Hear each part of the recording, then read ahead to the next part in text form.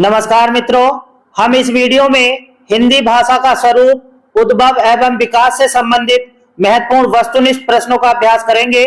शुरू करते हैं। पहला प्रश्न, वह एकमात्र ग्रंथ कौन सा है जिसमें भारतवर्ष में बोली जाने वाली प्रत्येक भाषा की उदाहरण सहित व्याख्या की गई है? मैं प्रत्येक प्रश्न का केवल आपको सही ऑप्शन बताऊंगा, जिससे हम कम समय में अधिक से अधिक वस्तुनिष्ठ प्रश्नों का अभ्यास कर सकें। इस प्रश्न का ऑप्शन बी सही हो जाएगा। भारतीय भाषाओं का सर्वे ग्रंथ में भारतवर्ष में बोली जाने वाली प्रत्येक भाषा की उदाहरण सहित व्याख्या की गई है। इस ग्रंथ का प्रकाशन वर्ष सन 1921 ईस्वी है और इस ग्रंथ के रचनाकार हैं डॉक्टर जॉर्ज ग्रियर्सन। प्रश्न नंबर 2, विश्व की भाषाओं का आकृति मूलक वर्गीकरण सर्वप्रथम किस विद्वान ने किया? इस प्रश्न का ऑप्शन बी सही हो जाएगा। प्रोफेसर स्लेगल ने विश्व की भाषाओं का आकृति मूलक वर्गीकरण सर्वप्रथम प्रस्तुत किया। प्रश्न नंबर 3, सन 1961 की जनगणना के अनुसार देश में कुल कितनी भाषाएं बोली जाती हैं? इस प्रश्न का ऑप्शन सी सही हो जाएगा। सन 1961 की जनगणना के अनुसार देश में कुल 1652 भाषाएं बोली जाती हैं। प्रश्न नंबर 4, वैदिक संस्कृत में ध्वनियों की संख्या 52 किस विद्वान ने मानी है? इस प्रश्न का ऑप्शन डी सही हो जाएगा। Doctor Dhirendra Verma, doctor Uday Narayan Tiwari, doctor Kapil Dev, ये तीनों विद्वान वैदिक संस्कृत में ध्वनियों की संख्या 52 मानते हैं। प्रश्न नंबर 5, व्याकरण कात्यायन के अनुसार पाली भाषा में ध्वनियों की संख्या कितनी है? इस प्रश्न का ऑप्शन ए सही हो जाएगा। व्याकरण कात्यायन के अनुसार पाली भाषा में ध्वनियों की संख्या है 41। प्रश्न नंबर 6, मोगलान के अनुसार पाली भाषा में ध्वनियों की संख्या कितनी है? इस प्रश्न का ऑप्शन बी सही हो जाएगा। मोगलान के अनुसार पाली भाषा में ध्वनियों की संख्या है 43। प्रश्न नंबर 7, निम्नलिखित में से किस भाषा में द्विवचन नहीं होता है? इस प्रश्न का ऑप्शन सी सही हो जाएगा। पाली भाषा में द्विवचन नहीं होता है। प्रश्न नंबर 8, बड़रुचि ने अपने ग्रंथ प्राकृत प्रकाश में प्राकृत भाषा के कितने भेद किए हैं? इस प्रश्न का ऑप्शन बी सही हो जाएगा। बड़रुचि ने अपने ग्रंथ प्राकृत प्रकाश में प्राकृत भाषा के 4 भेद किए हैं। वो 4 भेद कौन कौन से हैं उनको आप समझिए। महाराष्ट्री, पैसाची, मागधी तथा सौरसैनी। इसके बाद प्रश्न नंबर 9, आचार्य हेमचंद्र ने अपने ग्रंथ प्राकृत व्याकरण में प्राकृत भाषा के कितने भेद किए हैं? इस प्रश्न का ऑप्शन ए सही हो जाएगा। आचार्य हेमचंद्र ने अपने ग्रंथ प्राकृत व्याकरण में प्राकृत भाषा के 3 भेद किए हैं। वो 3 भेद कौन कौन से हैं उनको आप समझिए। आरसी, जिसको अर्धमागधी भी कहते हैं, चूलिका, पैसाची तथा अपभ्रंश। प्रश्न नंबर 10, निम्नलिखित में से किस भाषा को आचार्य दंडी ने भूत भाषा कहा है? इस प्रश्न का ऑप्शन ए सही हो जाएगा। आचार्य दंडी ने चूलिका पैसाची भाषा को भूत भाषा कहा है। प्रश्न नंबर 11, भारतीय आर्य भाषाओं की कुल संख्या कितनी है? इस प्रश्न का ऑप्शन ए सही हो जाएगा। भारतीय आर्य भाषाओं की कुल संख्या है 300। प्रश्न नंबर 12, विश्व में भारतीय आर्य भाषा कितने प्रतिशत लोगों द्वारा बोली जाती है? इस प्रश्न का ऑप्शन बी सही हो जाएगा। विश्व में भारतीय आर्य भाषा 16% लोगों के द्वारा बोली जाती है। प्रश्न नंबर 13, सर्वप्रथम भारतीय आर्य भाषाओं का तुलनात्मक व्याकरण किसने प्रस्तुत किया? इस प्रश्न का ऑप्शन सी सही हो जाएगा। जॉन वीन्स ने सर्वप्रथम भारतीय आर्य भाषाओं का तुलनात्मक व्याकरण प्रस्तुत किया। प्रश्न नंबर 14, भारतीय आर्य भाषाओं का सर्वप्रथम वर्गीकरण किसने किया? इस प्रश्न का ऑप्शन ए सही हो जाएगा। डॉक्टर AFR हार्नले ने आधुनिक भारतीय आर्य भाषाओं का सर्वप्रथम वर्गीकरण प्रस्तुत किया। प्रश्न नंबर 15, सन 1921 ईस्वी में भारतीय भाषाओं का सर्वे नामक ग्रंथ की रचना किस विद्वान ने की है? इस प्रश्न का ऑप्शन डी सही हो जाएगा। सन 1921 ईस्वी में भारतीय भाषाओं का सर्वे नामक ग्रंथ के रचनाकार हैं डॉक्टर जॉर्ज ग्रियर्सन। प्रश्न नंबर 16, संक्षिप्त हिंदी व्याकरण ग्रंथ के रचनाकार कौन है? इस प्रश्न का ऑप्शन ए सही हो जाएगा। संक्षिप्त हिंदी व्याकरण ग्रंथ के रचनाकार हैं कामता प्रसाद गुरु। प्रश्न नंबर 17, राष्ट्रभाषा का प्रथम व्याकरण ग्रंथ के रचनाकार कौन है? इस प्रश्न का ऑप्शन बी सही हो जाएगा। किशोरी दास वाजपेयी राष्ट्रभाषा का प्रथम व्याकरण ग्रंथ के रचनाकार हैं? प्रश्न नंबर 18, हिंदी भाषा का उद्भव व विकास ग्रंथ के रचनाकार कौन है? इस प्रश्न का ऑप्शन ए सही हो जाएगा। उदय नारायण तिवारी हिंदी भाषा का उद्भव व विकास ग्रंथ के रचनाकार हैं। प्रश्न नंबर 19, भारत के प्राचीन भाषा परिवार एवं हिंदी ग्रंथ के रचनाकार कौन है? इस प्रश्न का ऑप्शन ए सही हो जाएगा। भारत के प्राचीन भाषा परिवार एवं हिंदी ग्रंथ के रचनाकार हैं डॉक्टर रामविलास शर्मा। प्रश्न नंबर 20, हिंदी के विकास में अपभ्रंश का योगदान ग्रंथ के रचनाकार कौन है? इस प्रश्न का ऑप्शन बी सही हो जाएगा। डॉक्टर नामवर सिंह हिंदी के विकास में अपभ्रंश का योगदान ग्रंथ के रचनाकार हैं। प्रश्न नंबर 21, हिंदी साहित्य कोश ग्रंथ के रचनाकार कौन है? इस प्रश्न का ऑप्शन बी सही हो जाएगा। डॉक्टर धीरेन्द्र वर्मा हिंदी साहित्य कोश ग्रंथ के रचनाकार हैं। प्रश्न नंबर 22, व्यावहारिक हिंदी व्याकरण ग्रंथ के रचनाकार कौन है? इस प्रश्न का ऑप्शन सी सही हो जाएगा। डॉक्टर हरदेव बहारी व्यावहारिक हिंदी व्याकरण ग्रंथ के रचनाकार हैं। प्रश्न नंबर 23, भाषा विज्ञान ग्रंथ के रचनाकार कौन है? इस प्रश्न का ऑप्शन बी सही हो जाएगा। भाषा विज्ञान ग्रंथ के रचनाकार हैं भोलानाथ तिवारी। प्रश्न नंबर 24, हिंदी शब्दानुशासन ग्रंथ के रचनाकार कौन है? इस प्रश्न का ऑप्शन ए सही हो जाएगा। पंडित किशोरीदास वाजपेयी हिंदी शब्दानुशासन ग्रंथ के रचनाकार हैं। प्रश्न नंबर 25, भारतीय आर्य भाषाओं को कितने खंडों में विभाजित किया गया है? इस प्रश्न का ऑप्शन ए सही हो जाएगा। भारतीय आर्य भाषाओं को 3 खंडों में विभाजित किया गया है। भारतीय आर्य भाषाओं के वर्गीकरण से संबंधित महत्वपूर्ण तथ्यों को आप ध्यान से देखिए। भारतीय आर्य भाषा को 3 खंडों में विभाजित किया गया है। पहला खंड है प्राचीन भारतीय आर्य भाषाएं। इसकी समय सीमा 1500 ईसा पूर्व से 500 ईसा पूर्व तक मानी जाती है। इसके अंतर्गत 2 भाषाएं आती हैं। पहली वैदिक संस्कृत, इसकी समय सीमा 1500 ईसा पूर्व से 1000 ईसा पूर्व तक मानी जाती है। दूसरी लौकिक संस्कृत, इसकी समय सीमा 1000 ईसा पूर्व से 500 ईसा पूर्व तक मानी जाती है। भारतीय आर्य भाषा का दूसरा खंड है मध्यकालीन भारतीय आर्य भाषाएं। इसकी समय सीमा 500 ईसा पूर्व से 1000 ईसा तक मानी जाती है। इसके अंतर्गत 3 भाषाएं आती हैं। पहली पाली या प्रथम प्राकृत, इसकी समय सीमा 500 ईसा पूर्व से 1 ईसा तक मानी जाती है। दूसरी प्राकृत यानी द्वितीय प्राकृत, इसकी समय सीमा 1 ईसा से 500 ईसा तक मानी जाती है। तीसरी भाषा अपभ्रंश यानी तृतीय प्राकृत, इसकी समय सीमा 500 ईसा से 1000 ईस्वी तक मानी जाती है। भारतीय आर्य भाषा का तीसरा खंड है आधुनिक भारतीय आर्य भाषाएं। इसकी समय सीमा 1000 ईसा से अब तक मानी जाती है।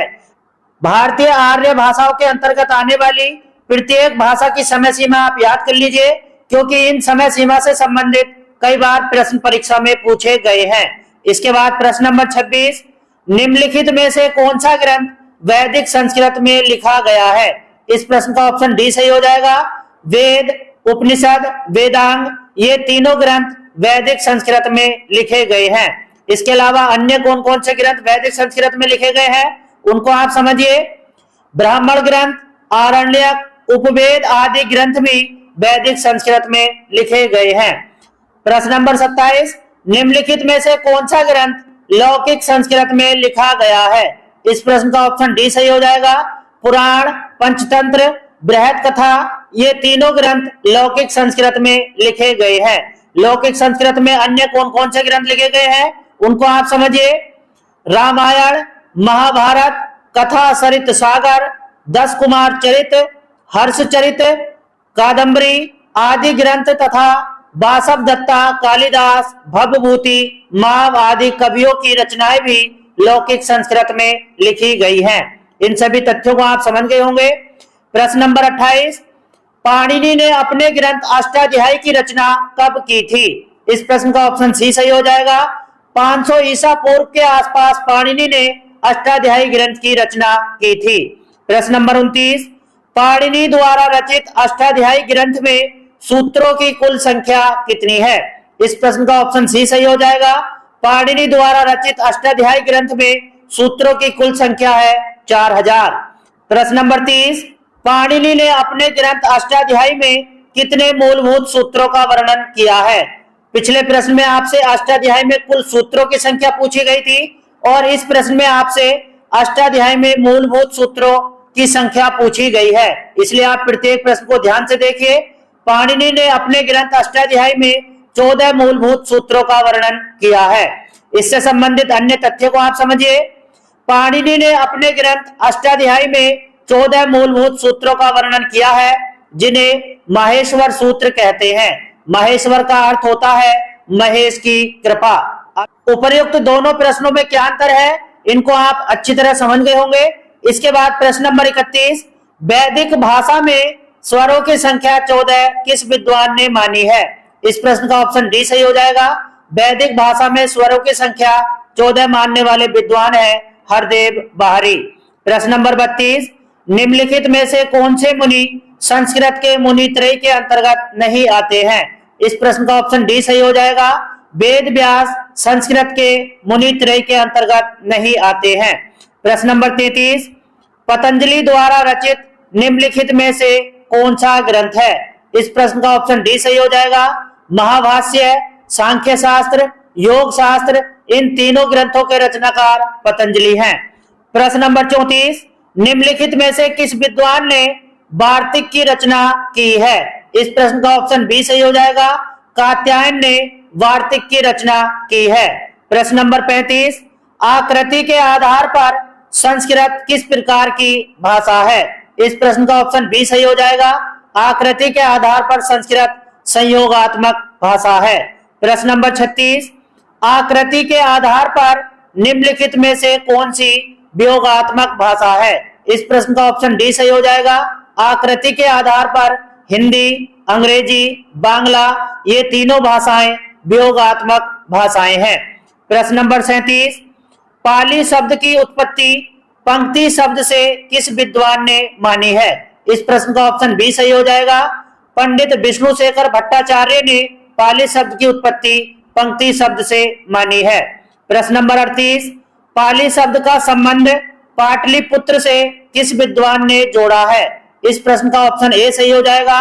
मैक्स वालेसन ने पाली शब्द का संबंध पाटलिपुत्र से जोड़ा है। प्रश्न नंबर 39, पाली का वास्तविक अर्थ क्या माना जाता है? इस प्रश्न का ऑप्शन ए सही हो जाएगा। पाली का वास्तविक अर्थ माना जाता है मूल पाठ या बुद्ध वचन। प्रश्न नंबर 40, महान सम्राट अशोक के अभिलेख किस भाषा में लिखे गए हैं? इस प्रश्न का ऑप्शन डी सही हो जाएगा। महान सम्राट अशोक के अभिलेख पाली भाषा में लिखे गए हैं। प्रश्न नंबर 41, पाली भाषा में रचित मिलिंद पहो ग्रंथ के रचनाकार कौन है? इस प्रश्न का ऑप्शन ए सही हो जाएगा। मिलिंद पहो ग्रंथ के रचनाकार हैं नागसेन और यह ग्रंथ पाली भाषा में लिखा गया है। प्रश्न नंबर 42, महात्मा गौतम बुद्ध ने अपने उपदेश किस भाषा में दिए हैं? इस प्रश्न का ऑप्शन बी सही हो जाएगा। महात्मा गौतम बुद्ध ने अपने उपदेश पाली भाषा में दिए हैं। पाली भाषा में अन्य कौन कौन से ग्रंथ रचे गए हैं उनको आप समझिए। त्रिपिटक, अनुपिटक, जातक, अट्ठकथा, दीपवंश, महावंश आदि ग्रंथ भी पाली भाषा में लिखे गए हैं। प्रश्न नंबर 43, प्राकृत भाषा के प्रथम व्याकरण कौन माने जाते हैं? इस प्रश्न का ऑप्शन सी सही हो जाएगा। प्राकृत भाषा के प्रथम व्याकरण वररुचि माने जाते हैं। प्रश्न नंबर 44, प्राकृत प्रकाश ग्रंथ के रचनाकार कौन है? इस प्रश्न का ऑप्शन ए सही हो जाएगा। प्राकृत प्रकाश ग्रंथ के रचनाकार है वररुचि। प्रश्न नंबर 45, भाषा से संबंधित निम्नलिखित में से कौन सी विशेषता नहीं है? इस प्रश्न को आप ध्यान से देखिए। पहला ऑप्शन है भाषा सतत, प्रवाहमान, सहज और नैसर्गिक होती है। बी ऑप्शन है भाषा सामाजिक संपत्ति नहीं है। सी ऑप्शन भाषा अर्जित संपत्ति है। डी ऑप्शन भाषा जटिलता से सरलता तथा संयोगात्मकता से वियोगात्मकता की ओर उन्मुख होती है। इस प्रश्न का ऑप्शन बी सही हो जाएगा। भाषा सामाजिक संपत्ति नहीं है। भाषा से संबंधित यह विशेषता गलत है, बाकी तीन विशेषताएं इसमें सही है। इस प्रश्न को आप समझ गए होंगे। प्रश्न नंबर 46, दरद शब्द का अर्थ क्या होता है? दरद एक भाषा उपवर्ग है जिसका अर्थ होता है पर्वत। ऑप्शन बी इसमें हमारा सही हो जाएगा। प्रश्न नंबर 47, अवहट शब्द का सर्वप्रथम प्रयोग किस ग्रंथ में मिलता है? इस प्रश्न का ऑप्शन ए सही हो जाएगा। अवहट शब्द का सर्वप्रथम प्रयोग ज्योतिरीश्वर ठाकुर द्वारा रचित वर्ण रत्नाकर ग्रंथ में मिलता है।